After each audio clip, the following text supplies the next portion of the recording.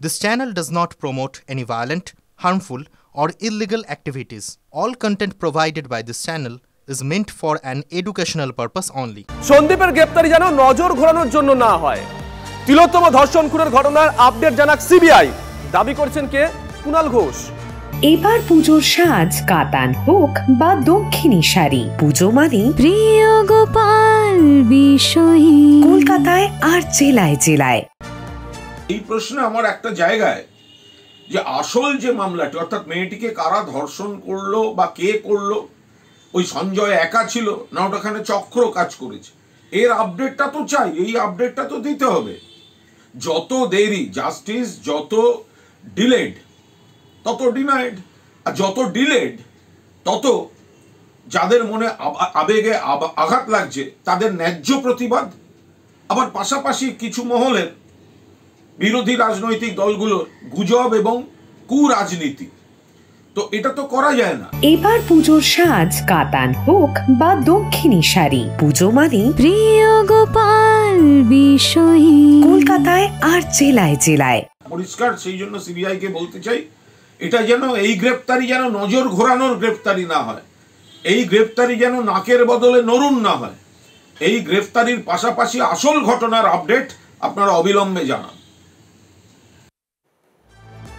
দেখুন, এতক্ষণ দেখালাম যে শান্তনু সেন এবং কুণাল ঘোষ তারা কে কি বলেছেন সন্দীপের গ্রেফতারির পর, কিন্তু তার আগে বহু নেতা, কলকাতার নেতা, জেলা নেতা বিভিন্ন সময় বিভিন্ন মন্তব্য করেছেন, যা নিয়ে চর্চা শুরু হয়েছে, নিন্দা শুরু হয়েছে।